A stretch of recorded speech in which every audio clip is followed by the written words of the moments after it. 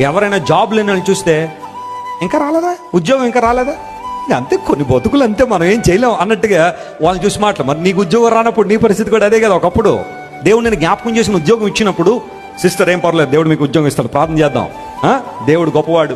ఒకప్పుడు నా పరిస్థితి ఇలా ఉండేది, దేవుని సేవలో ప్రార్థన చేశాను, దైవజనులు ప్రార్థన చేశారు, మంచి ఉద్యోగం ఇచ్చాడు దేవుడు, ఇప్పుడు దేవుని సాక్షిగా బ్రతుకుతున్నా, దేవుని సేవను సపోర్ట్ చేస్తున్నా, దేవుడు మీకు కూడా ఇస్తాడు, ప్రార్థన చేద్దాం అనడం ఎలా ఉంది. అలాంటి జాబ్ లేని వాళ్ళని చూసి కొంతమంది బతుకులు ఇంతేనండి అంటే ఎలా ఉంది? ఇది నీచంగా చూడడం.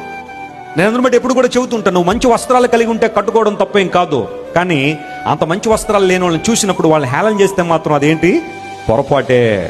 నీకు మంచి బట్టలు ఇచ్చాడా, కట్టుకో, దేవుని స్తుతించు, గణపరుచు, ప్రభువుని ఆరాధించు. ప్రభు ఎంతో మందికి సరైన వస్త్రాలు లేవు, నన్ను జ్ఞాపకం చేసి మంచి వస్త్రాలు ఇచ్చావు, నీకు స్తోత్రం ప్రభువుని చెప్పు. అంతేకాని వస్త్రాలు సరిగా లేని వాళ్ళని చూసి హేళన చేయొద్దు. దేవుడు వారి పక్షాన్ని నిలబడతాడట కొన్ని సందర్భాల్లో. నీకు ఉద్యోగం ఉందా, దేవుని స్తుతించి, ఉద్యోగం లేని వాళ్ళని చూసి హేళన చేయదు. నీకు పిల్లలు ఉన్నారా, చాలా సంతోషం, వారిని బట్టి దేవుని స్తుతించి, బిడ్డలు దేవుని కోసం పెంచు, పిల్లలు లేని వాళ్ళని చూసి హేళన చేయకో. నీకు వివాహం జరిగిందా, దట్స్ ఓకే. వివాహం జరగని వారిని చూసి హేళనగా మాట్లాడదు ఎప్పుడు కూడా.